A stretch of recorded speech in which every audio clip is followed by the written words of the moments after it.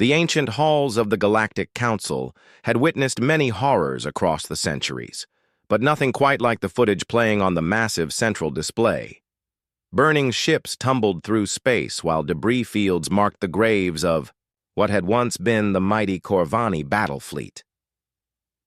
Elder Vrex adjusted his breathing apparatus and studied the faces around the circular chamber. Fear. That was the dominant emotion he sensed from the assembled delegates. Not surprise, not anger, but pure primal fear, and they were right to be afraid. "Honored council members," Admiral Thane's voice cracked as he addressed the assembly. The Corvani military leader looked like he had aged a decade in the past month.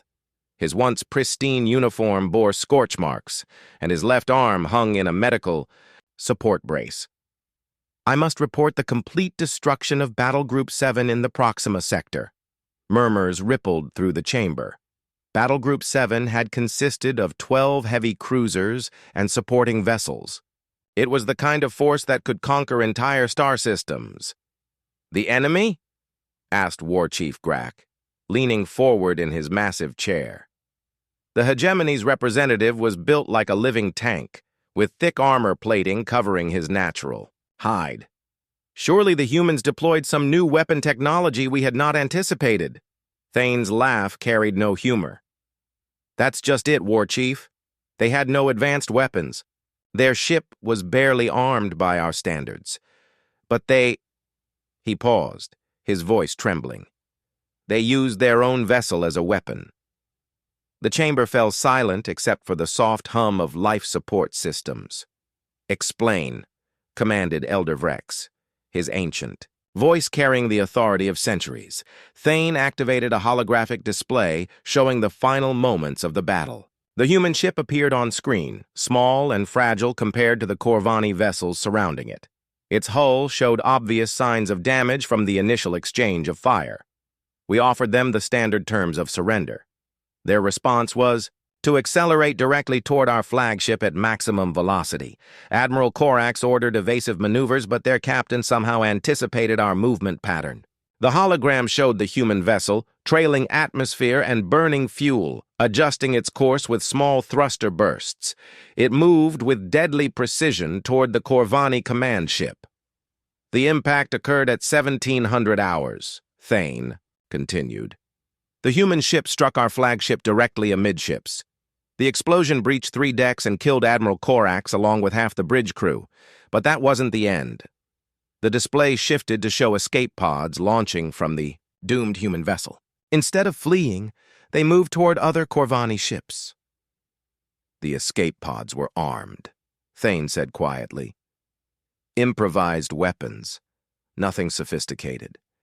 But the humans inside—" He shook his head. "They attacked our hull breaches with cutting, tools and explosives. Some of them died from vacuum exposure, but they kept fighting until their last breath." Delegate Zara of the Merchant Guild spoke up. "Surely this was an isolated incident? One crew driven to madness by desperation." "I thought so too," Thane replied, "until I received reports from our intelligence network. This behavior is not unusual for humans. Their history is filled with similar examples.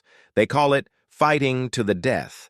It appears to be a fundamental aspect of their psychology. Elder Vrex had been studying humanity for longer than most. Beings in the chamber had been alive. He had watched their primitive broadcasts, analyzed their cultural patterns, and observed their expansion into space.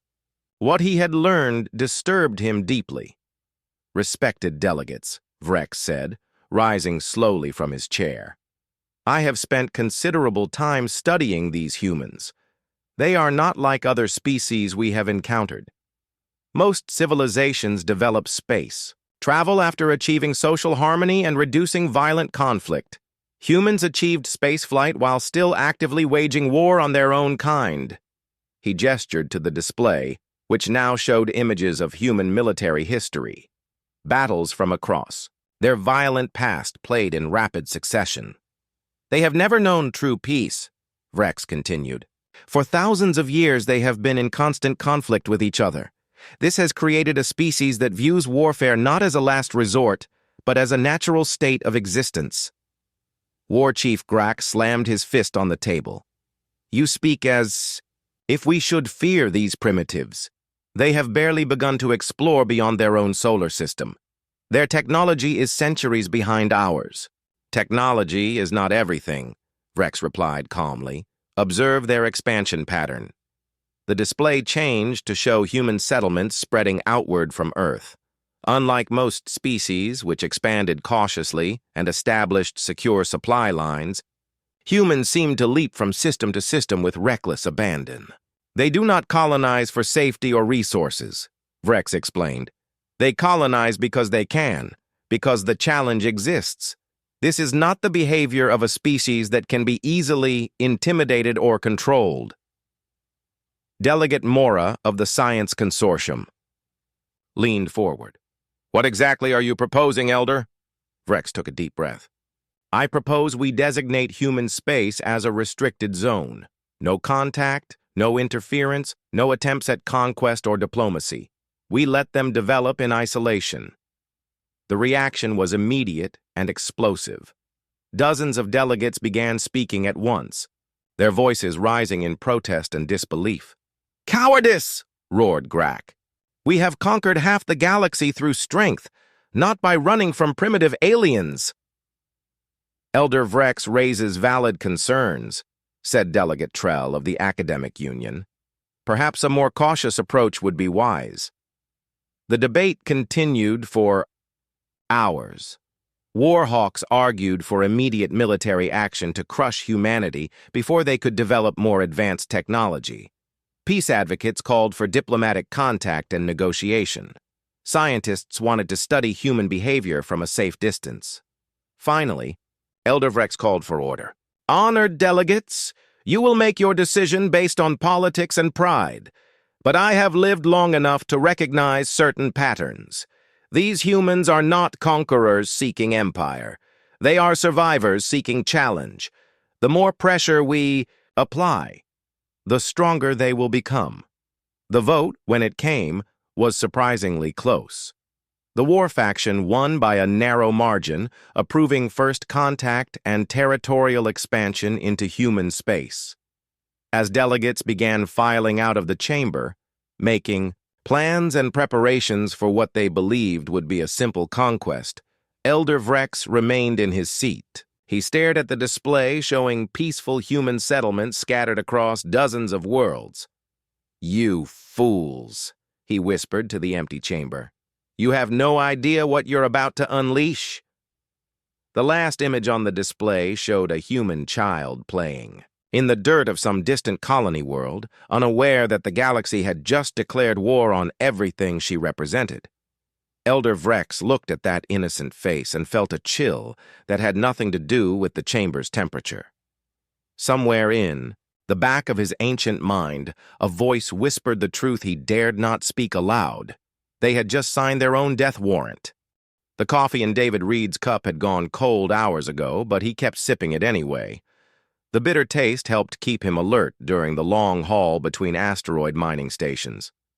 His cargo hold was full of rare metals and manufactured goods. Nothing exciting, just another routine run that paid the bills and kept his ship flying. The horizon wasn't much to look at. 20 years old, patched in a dozen places and held together by spare parts and determination. But she was his, free and clear, and that meant everything to a man who had spent his youth working for corporate overlords who treated their employees like disposable machinery. Reed was reviewing his navigation charts when the proximity alarms started screaming. His coffee cup hit the deck as he lunged for the sensor controls, cursing under his breath. Pirates were always a possibility out here in the frontier systems, but his cargo manifest showed nothing worth dying for. The sensor display made his blood run cold. 12 contacts, moving in perfect formation, their energy signatures unlike anything in the human database. The ships were sleek and graceful, looking more like works of art than military vessels. But the weapon readings told a different story. Unknown vessels, this is Captain David Reed of the merchant ship Horizon. he broadcast on standard frequencies. "Please identify yourselves and state your intentions." The response came in heavily accented but understandable English.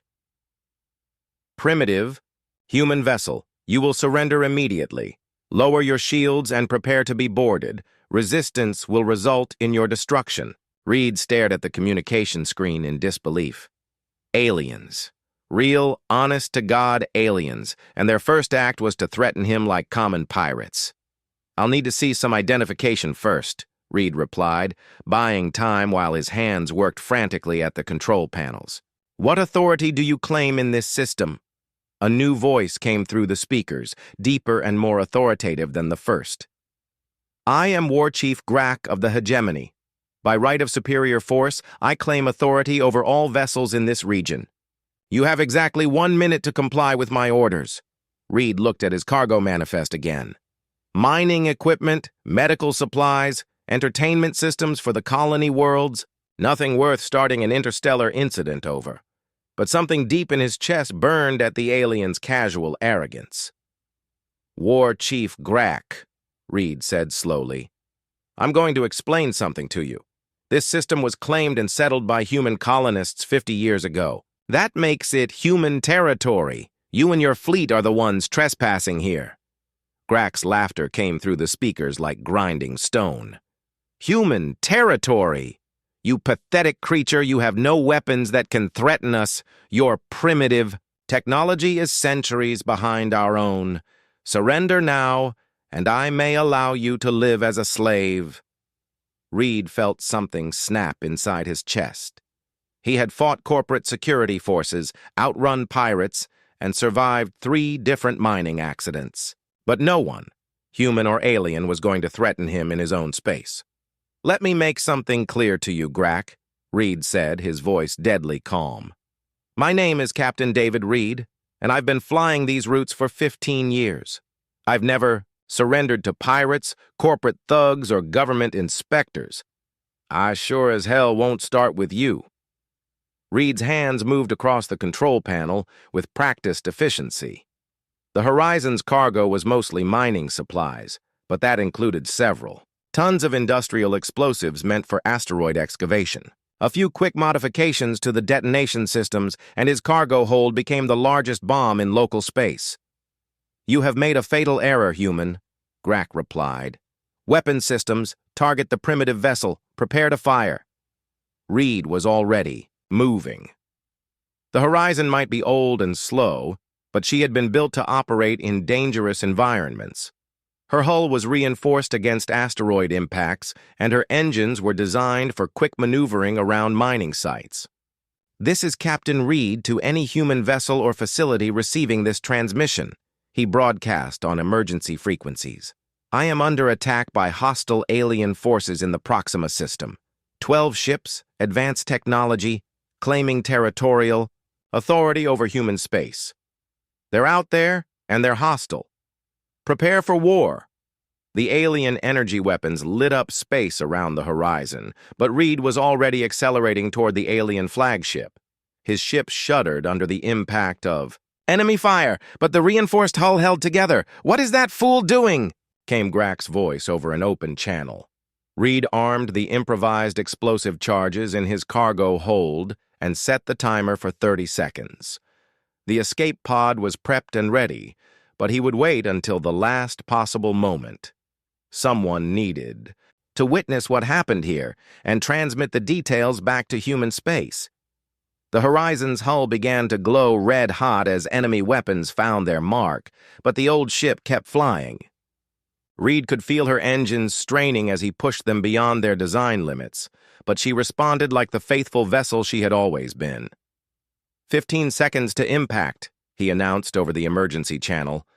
"Tell my sister on New Brisbane that I went down fighting, and tell the Colonial Defense Force that these aliens can be hurt.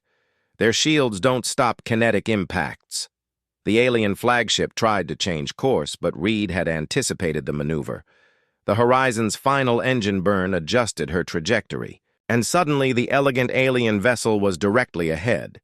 Reed triggered the escape pod ejection system and was thrown clear just as the Horizon struck the alien ship at full velocity.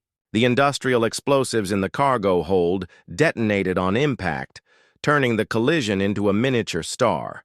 The alien flagship broke apart like an expensive toy, its hull sections tumbling away in all directions.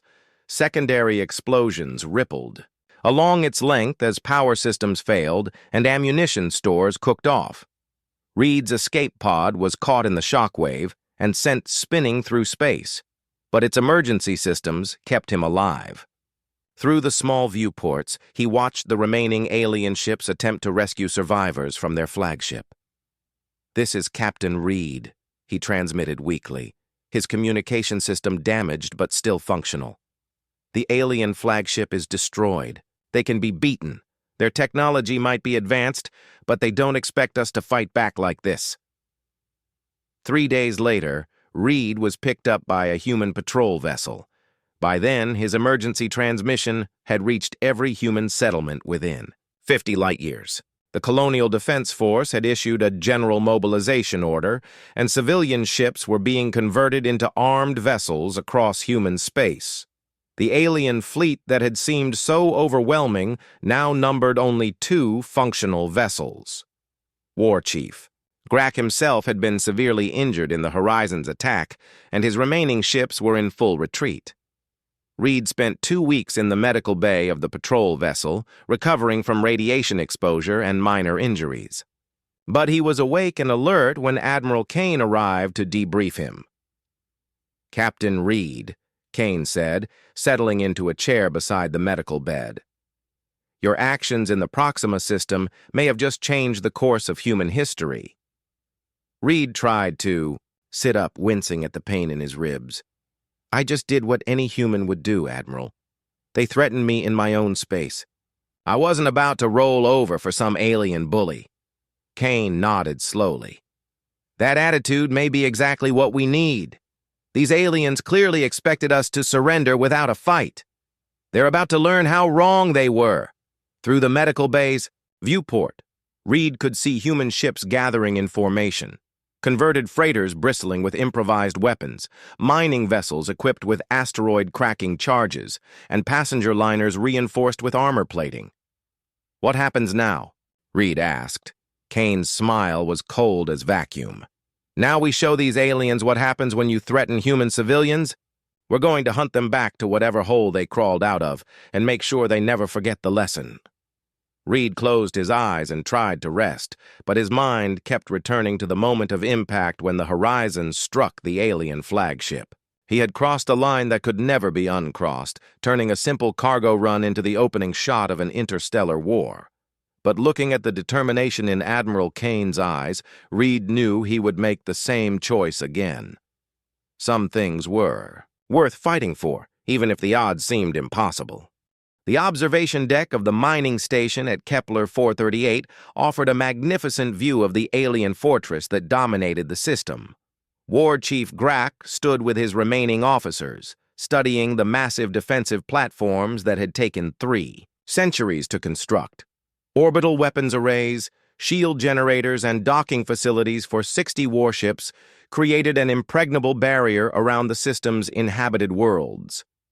"The humans cannot possibly threaten this position," declared Sub-Commander Voss, gesturing toward the defensive installations.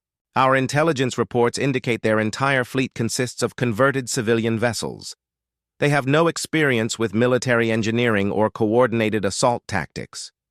Grack touched the scar across his face, a permanent reminder of his encounter with Captain Reed and the merchant ship Horizon. The human suicidal attack had cost him his flagship and nearly his life, but it had also taught him something important about these strange creatures from the small blue world. "Do not underestimate them," Grack warned his subordinates. "They do not think like civilized beings. Where we see impossible odds, they see interesting challenges." The war chief's concerns proved prophetic 6 hours later when long-range sensors detected the approaching human fleet. But the readings made no sense. Instead of ships, the sensors showed dozens of asteroids accelerating toward the system at tremendous velocity. "Natural debris," announced the sensor operator, "probably dislodged from the outer asteroid belt by gravitational fluctuations." but Grak studied the trajectory patterns and felt ice form in his veins. The asteroids were moving in formation, their paths perfectly coordinated to arrive at the defensive platform simultaneously. "Battle stations," he ordered. "Prepare all defensive systems. Those are not natural asteroids." Deep inside the largest asteroid, Admiral Kane checked his chronometer and nodded to his communications officer. The rock around them had been carefully hollowed out to create a command center, with just enough space for 50 human volunteers and enough nuclear warheads to crack a small moon. "Signal all asteroid positions," Kane ordered. "Initiate final approach sequence." Across the human fleet, similar scenes played out in dozens of hollowed asteroids. Each one contained a small crew of volunteers, mining engineers who had worked with explosives their entire lives, and enough destructive power to obliterate anything they struck. The concept was insane by galactic military standards. No civilized species would hollow out asteroids and ride them into battle like guided missiles. But humans had never been particularly concerned with what other species considered civilized. "Sir," reported Lieutenant Torres from her position at the makeshift sensor station, "alien defensive platforms are powering up their weapons.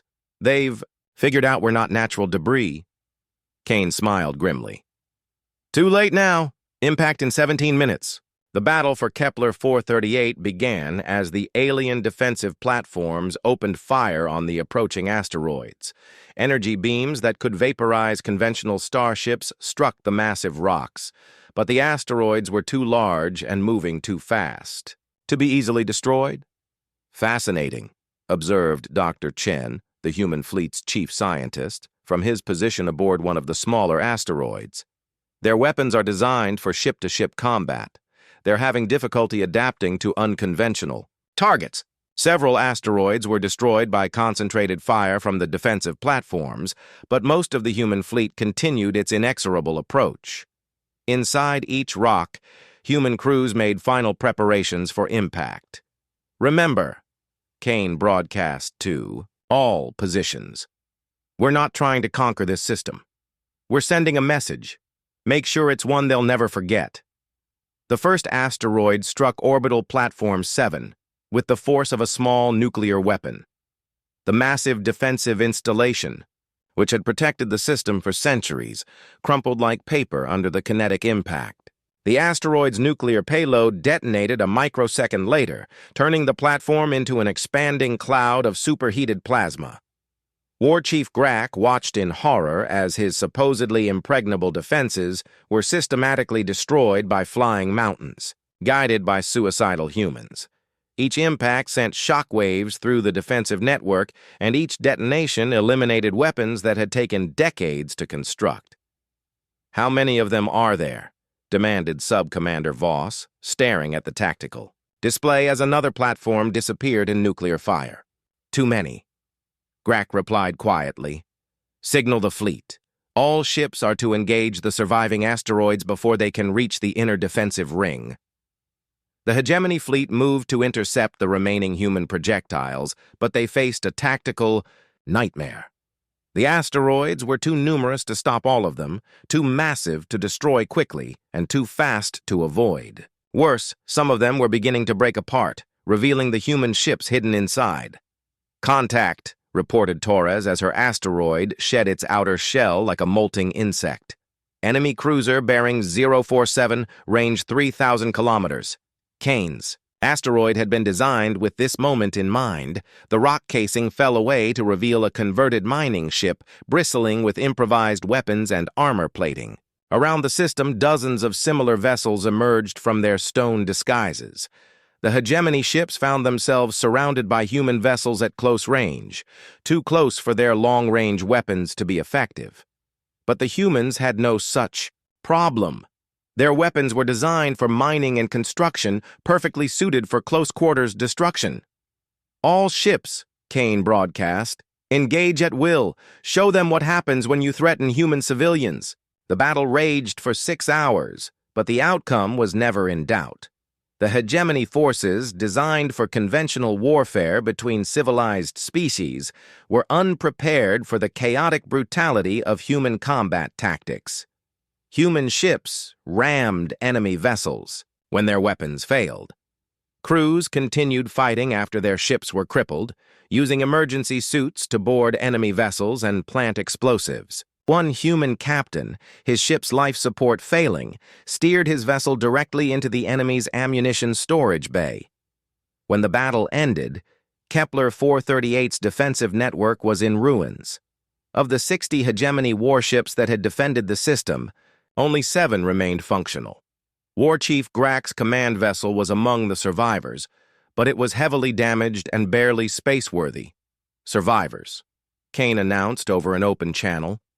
You have 2 choices. You can surrender and be treated as prisoners of war according to human military convention, or you can continue fighting and be destroyed. You have 5 minutes to decide. The response came not from Grack, but from one of his surviving officers. We surrender, human commander. We request medical assistance for our wounded and safe passage from this system. Kane considered the request. Human losses had been significant, with nearly 40% of the attack force destroyed or disabled. But the mission objectives had been achieved. The hegemony's forward base was eliminated, and their fleet was scattered. Surrender accepted, Kane replied. But before you leave, you're going to tell us everything you know about your government's military capabilities and territorial claims. The interrogation of hegemony prisoners proceeded quickly. Humans had extensive experience with psychological warfare from centuries of conflict among themselves. They didn't need to use torture or coercion. Instead, they simply showed the alien, prisoners' documentary footage of human history. This is what we do to each other, explained Captain Rivera as images of human wars played on the interrogation room screens. Notice how we never really surrender. Even when our cities are burning and our armies are defeated, we keep fighting. Now imagine what we'll do to aliens who threaten our colonies. The psychological impact was devastating. Within hours, the human interrogators had complete intelligence on hegemony space, including star charts, military installations, and command structures. But the most important intelligence came from War Chief Grack himself. During his final interrogation, the alien commander looked directly at Admiral Kane and spoke words that would echo through galactic history. You have made a terrible mistake, human. The hegemony is only one member of the Galactic Council. There are dozens of species, hundreds of worlds, thousands of warships. You cannot fight them all. Kane's response was quiet, almost casual. War Chief, you still don't understand what you're dealing with. We're not trying to conquer the galaxy. We just want to be left alone. But if your Galactic Council insists on threatening our people, then yes, we absolutely will fight them all. As the battered hegemony survivors limped away from Kepler 438, they carried with them news that would terrify the civilized galaxy. The humans were not content to defend themselves. They were actively hunting their enemies, learning their weaknesses, and preparing for a war that could span the stars. On his command ship, Admiral Kane studied the intelligence gathered from the prisoners and began planning the next phase of human expansion. The hegemony had been a test, a way to measure the galaxy's military capabilities against human determination. The results were encouraging. If the rest of the galaxy's species were similar to the hegemony, then humanity had nothing to fear from conventional military forces. But Kane was too experienced a commander to assume anything about enemies he had never faced. Communications, he ordered. Send a message to Earth. Tell them we need more ships, more volunteers, and more asteroids. This war is just getting started. The children of Draxus Prime were playing in the Crystal Gardens when the first human transmission reached their homeworld. The broadcast interrupted every communication channel, every entertainment program, every government frequency with the same calm, professional voice. Citizens of Draxus Prime, this is Admiral Kane of the Terran Expeditionary Fleet. Your government has declared war on humanity by attacking our civilian vessels. You have 72 hours to evacuate your planet. After that time, we will demonstrate why threatening human civilians is a fatal mistake. In the Planetary Command Center, Emergency Coordinator Nexus stared at the communication displays in disbelief. Draxus Prime was the heart of the hegemony, protected by 3 rings of defensive stations and the largest fleet in this sector of the galaxy. The idea that primitives from some backwater world could threaten their homeworld was beyond comprehension. "Sir," reported the sensor operator, his voice shaking. "Long-range detectors are showing a massive object approaching the system. Whatever it is, it's huge and moving at 28% of light speed." Nexus pulled up the sensor data on his personal display and felt his blood turn cold. The object was roughly spherical, approximately 10 kilometers in diameter, and radiating the energy signature of fusion engines running at maximum power. "What kind of weapon is that?" he whispered. The answer came 12 hours later, when human broadcasts revealed the nature of their approaching projectile. They had captured an asteroid from the outer system, mounted it with the most powerful engines they could build, and turned it into a kinetic weapon of unimaginable destructive power.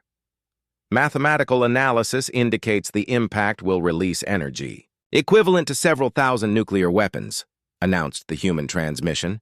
The resulting earthquakes and atmospheric disruption will make your planet uninhabitable for approximately 50 years. We strongly recommend immediate evacuation. The evacuation began within hours.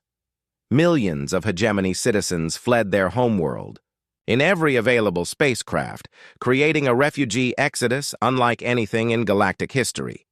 But even as civilian ships streamed away from Draxus Prime, the planetary government refused to believe that humans would actually carry out their threat. "It's a bluff," insisted War Minister Korax during an emergency cabinet meeting. "They're trying to force us to surrender without fighting. No species would actually destroy an entire inhabited world." But Admiral Kane's next transmission suggested otherwise. "We've been monitoring your evacuation efforts. Your progress is acceptable, but some areas are still showing significant population concentrations. We're prepared to delay our attack by an additional 24 hours to ensure civilian safety." The delay proved to be a tactical masterstroke. As the hegemony fleet moved to intercept the approaching asteroid, human ships began appearing throughout, the system like ghosts materializing from empty space. They had used the asteroid as a distraction while positioning their real forces for a coordinated strike. "Sir," reported Fleet Commander Vex from his flagship, "we have over 200 human vessels distributed throughout the system. They're targeting our orbital installations and supply depots." The human fleet was unlike anything the hegemony had ever faced. Instead of traditional military vessels, it consisted of converted civilian ships, each one modified for a specific tactical purpose. Mining vessels carried asteroid-cracking charges, passenger liners had been armored and armed, and cargo freighters transported boarding parties and assault equipment. "They're not fighting like a military force," observed Tactical Officer Nix. "There's no unified command structure, no standard doctrine. Each ship seems to be operating independently." But that independence proved to be a strength rather than a weakness. While traditional fleets could be disrupted by destroying command vessels or disrupting communications, the human fleet adapted to changing conditions like a living organism. When hegemony forces concentrated on protecting the orbital weapons platforms, human ships struck at fuel depots and manufacturing facilities. When defensive forces moved to guard industrial targets, the humans attacked communication arrays and sensor stations. "It's like fighting smoke," complained Commander Vex, as his forces were drawn into dozens of separate engagements across the system. "Every time we respond to one threat, 3 more appear somewhere else." The psychological warfare was even more devastating than the military campaign. Human ships broadcast constant messages to hegemony forces, offering surrender terms, and safe passage in exchange for intelligence about other military installations. Your commanders have already abandoned this system, announced Captain Rivera over open frequencies. Your own government evacuated their families 12 hours ago. Why are you still fighting for leaders who treat you as expendable? The propaganda proved remarkably effective. Hegemony military doctrine emphasized loyalty and sacrifice for the greater good, but it had never prepared soldiers for enemy offers of reasonable treatment and safe repatriation. Within 6 hours of the battle's beginning, 3 hegemony vessels had surrendered rather than fight to the death. Their crews provided detailed intelligence about defensive positions, supply lines, and command structures. Admiral Kane studied the intelligence reports from his flagship and realized that the hegemony's apparent strength was largely an illusion. Their military forces were designed for intimidating primitive species, not for fighting determined enemies who refused to be intimidated. They've never faced real resistance before, Kane observed to his staff. Their entire tactical doctrine assumes that superior technology will guarantee victory. They don't know how to adapt when the enemy refuses to follow conventional military logic. The proof came when Kane ordered the asteroid weapon to detonate just outside Draxus Prime's atmosphere. The explosion was visible from the planet's surface, a brilliant star that briefly outshone the system's sun. The message was unmistakable. We could have destroyed your world. We chose not to. This time, the psychological impact was immediate and devastating. Hegemony forces throughout the system began requesting surrender terms rather than face destruction by an enemy that seemed capable of anything. But Kane wasn't finished with his demonstration. Human boarding parties, equipped with mining tools and construction equipment, began cutting their way into disabled hegemony vessels. Instead of conquering or destroying their enemies, they simply removed all weapons and military equipment, leaving the ships functional but harmless. You're free to go, Kane announced to the defeated hegemony crews. Return to your government and tell them what you've seen here. Make sure they understand that this is what happens when someone threatens human civilians. The battle for Draxus Prime ended not with conquest, but with humiliation. The hegemony's primary fleet was scattered, their homeworld was defenseless, and their military reputation was in ruins. More importantly, human forces had demonstrated capabilities that defied galactic military conventional wisdom. As the defeated hegemony forces limped away from their homeworld, they carried with them intelligence that would reshape the galaxy's understanding of warfare. The humans fought without honor or restraint, using tactics that violated every principle of civilized conflict. They turned civilian ships into weapons, used asteroids as artillery, and employed psychological warfare with ruthless efficiency. But perhaps most terrifying of all was their apparent lack of interest in conquest or territorial expansion. They had possessed the power to destroy Draxus Prime completely, but had chosen restraint instead. The message was clear. They could reach any target in hegemony space, but they would only strike at those who threatened them first. Admiral Kane remained in the Draxus system for 3 additional days, allowing his forces to study captured hegemony technology and gather intelligence about other galactic powers. The information they collected painted a disturbing picture of a galaxy dominated by species that had grown soft and complacent through centuries of easy conquest. "Sir," reported Intelligence Officer Price, reviewing intercepted communications from across hegemony space. "We're detecting panic responses from at least 12 other species. Word of our victory here is spreading faster than their governments can control information flow." Kane nodded thoughtfully. "Good. Fear will accomplish more than force ever could. If they're afraid of us, they might think twice before threatening our colonies." But even as he planned the fleet's return to human space, Kane knew that the war was far from over. The galaxy contained hundreds of species, thousands of worlds, and military forces that dwarfed anything humanity could field. The victory at Draxus Prime had bought time and space for human expansion, but it had also marked humanity as a threat that the galactic powers could not ignore. "Communications," Kane ordered as his fleet prepared to depart. "Send a message to every inhabited system within 100 light-years. Tell them that human space is now a restricted zone. Any attempt to enter our territory or threaten our people will result in immediate retaliation. We don't want their worlds or their resources. We just want to be left alone." As the human fleet disappeared into hyperspace, leaving Draxus Prime's defensive network in ruins, the galaxy began to grapple with a new reality. For the first time in centuries, a species had emerged that could not be conquered, intimidated, or controlled through conventional means. The age of easy galactic conquest was ending, and humanity had fired the shot that killed it. The emergency session of the Galactic Council convened in chaos. Delegates from across known space had gathered in the ancient chamber, their voices rising in panic and confusion as reports flooded in from the frontier systems. The humans, those primitive beings from the small blue world, had done the impossible. They had brought the galaxy's greatest military powers to their knees without conquering a single world.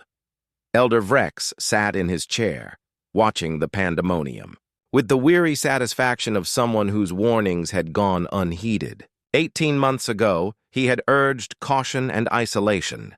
Instead, the Council had chosen war. Now they were reaping the consequences of their arrogance. "Order! Order!" called Council Speaker Drix, his voice barely audible over the shouting delegates. "We must address this crisis with rational deliberation." But rationality seemed in short supply as reports continued streaming in from across the galaxy. The Corvani Empire had lost 60% of its fleet. The hegemony was in full retreat from their own territory. 3 minor species had already signed non-aggression pacts with Earth, preferring negotiation to destruction. "They have to be stopped," declared Admiral Corex of the Core Defense Fleet, rising to address the assembly. "The combined military might of the core worlds can crush these upstart humans before they become a greater threat." A chorus of agreement rose from the war faction, but Elder Vrex had heard enough. He activated his speaking platform and waited for the chamber to quiet. "Honored delegates," Vrex began, his ancient voice carrying the weight of centuries. "Admiral Corex speaks of crushing the humans as if they were a conventional military threat. But they are not conventional in any sense we understand. The chamber's main display activated, showing tactical analyses from the recent battles. Destroyed fleets, shattered defensive networks, and abandoned star systems painted a picture of unprecedented military defeat. "Observe their pattern of warfare," Vrex continued. "They do not seek conquest or territorial expansion. They strike at military targets with surgical precision, then withdraw to defensive positions. Their goal is not empire, but security." Delegate Zara of the Merchant Guild interrupted. "If they only seek security, why have they spread across 17 different systems in the past month? Their expansion continues despite our offers of negotiation." Before Vrex could respond, the chamber's communication systems activated with an incoming transmission. The main display shifted to show the bridge of a human starship, and Admiral Kane appeared before the assembled delegates. "Esteemed members of the Galactic Council," Kane began, his voice calm and professional. "I bring greetings from Earth and all human colonies. We understand you're currently debating how to deal with what you perceive as the human problem. The reaction was immediate. Dozens of delegates began speaking at once, their voices rising in outrage and fear. Admiral Corex stepped forward, his face flushed with anger. "How dare you intrude upon this sacred assembly? By what right do you address the Galactic Council?" Kane's smile was thin but not hostile. "By the right of superior force, Admiral. The same right your species have used to dominate this galaxy for centuries. But unlike you, we're not here to make demands or issue ultimatums." The camera pulled back to reveal what hung in space behind Kane's fleet. Nearly 1,000 vessels of every conceivable design filled the void around the galactic core. Converted, Cargo ships bristled with weapons. Mining vessels carried asteroid-cracking charges, and sleek new warships built with captured alien technology formed the fleet's core. "We've spent the past year studying your civilizations," Kane continued, his tone remaining conversational despite the implicit threat of his massive fleet. "We know which worlds you value most, which trade routes sustain your economies, which systems you'll defend to the death. Our reach now extends to any target in galactic space." Elder Vrex studied the human fleet composition and felt a chill that had nothing to do with the chamber's temperature. The vessels showed clear evidence of reverse-engineered alien technology, but integrated with human engineering principles that defied conventional military logic. "What do you want?" demanded Council Speaker Drix, his voice barely steady. Kane's expression became serious, almost grave. "We want what we've always wanted, Speaker.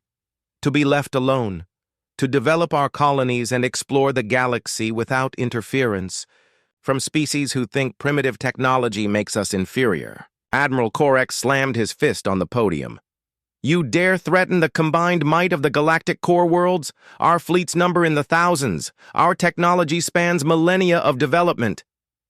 "Admiral," Kane replied quietly, "your fleets are designed to fight civilized wars against civilized enemies. We are neither civilized nor conventional. Every engagement has taught us more about your weaknesses, while you've learned nothing about our strengths." The human commander gestured to his tactical display, which showed detailed intelligence on core defense fleet positions, supply lines, and strategic vulnerabilities. "We know that your primary shipyards are located in the Andromedas sector, protected by natural barriers that make conventional assault impossible. We also know that those same barriers make evacuation equally difficult." Kane's voice remained calm, but his words sent ice through the hearts of every delegate in the chamber. "We know that the Trade Federation's economy depends on shipments of rare minerals from the Outer Rim, transported along routes that pass through 17 different systems we now control." The camera focused on Kane's face, and for the first time, the delegates saw something that terrified them more than anger or hatred. They saw the cold, calculating expression of a predator that had studied its prey and found them wanting.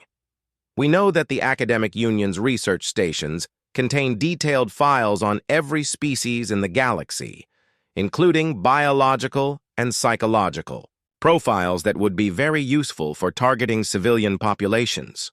"You're threatening genocide," whispered Delegate Mora, her voice barely audible. Kane's expression softened slightly. "No, Delegate. We're explaining why genocide won't be necessary. You see, we've learned something important about galactic civilization. You've all grown soft. Centuries of easy conquest have made you forget what real war looks like." The human admiral stood and walked to the center of his bridge, his image dominating the council chamber's main display. "I could order my fleet to attack your core worlds right now. Your defensive systems would hold for perhaps a week before. We overwhelmed them through sheer determination and tactical flexibility. But that would make us the same kind of conquerors you've always been." Kane paused, letting his words sink in before continuing. "Instead, I'm offering you something your species have never experienced. A negotiated peace between equals. We'll establish formal borders, sign non-aggression pacts, and develop trade relationships. But it will be on our terms, not yours." The silence in the council chamber was deafening. For the first time in galactic history, a primitive species was dictating terms to the established powers. Elder Vrex activated his speaking platform and addressed the human admiral directly. "What guarantees do we have that humanity will honor such agreements? Your species seems remarkably prone to violence." Kane's laugh held no humor. "Elder Vrex, your species started this war by attacking our civilian vessels. We've simply finished it on our terms. As for guarantees, we offer the same one that has kept the peace between human nations for the past century, which is mutually assured destruction. We can reach any target in your space within 30 days. You can reach our worlds just as easily. The difference is that we're willing to trade our lives for yours, while you've grown too comfortable to risk everything for military glory." Admiral Corex made one final attempt at bravado. "The core defense fleet will never surrender to primitive aliens." Kane's response was swift and final. "Admiral, you've already surrendered. You just haven't admitted it yet. Your fleets are scattered. Your allies are negotiating separate peace deals, and your own government is preparing evacuation plans for the core worlds." The human commander's image flickered as he prepared to end the transmission. "You have 48 hours to decide. Accept our terms and establish formal diplomatic relations, or continue this war and face the consequences. But understand this. We didn't ask to be the species others fear. You made us that way when you decided we were too primitive to respect." The transmission ended, leaving the council chamber in stunned silence. Outside the station's viewports, the human fleet hung in space like a promise of destruction, their weapons trained on the heart of galactic civilization. The vote, when it finally came, was unanimous. Humanity was granted full sovereign status, with their territorial claims recognized as inviolate. Trade agreements were established, but under human supervision and protection. Most importantly, a new galactic law was passed and transmitted to every spacefaring civilization. Warning: human space is designated as a protected zone. Any aggressive action against human vessels or territories will be met with immediate and overwhelming retaliation. The humans do not negotiate from weakness. They do not retreat from superior forces.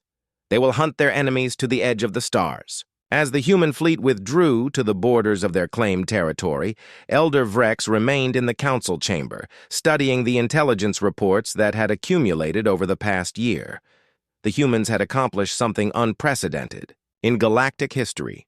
They had won a war without conquering anything, established an empire without claiming territory, and gained respect through fear rather than friendship. Years later, when young beings across the galaxy learned about the human wars, they would be taught a simple lesson. There are predators in the universe who look like prey, and the most dangerous enemies are those who have nothing left to lose. In the deep archives of the Galactic Library, historians would record the conflict not as a conquest, but as an education. The galaxy had learned that technological superiority meant nothing against species willing to turn their own ships into weapons. That numerical advantage was useless against enemies who fought with desperate innovation, and that the most terrifying force in the universe was a cornered species with nothing left to lose except their determination to survive. The age of easy galactic conquest was over. Humanity had ended it with a simple demonstration. Some prey, when cornered, reveal themselves to be apex predators.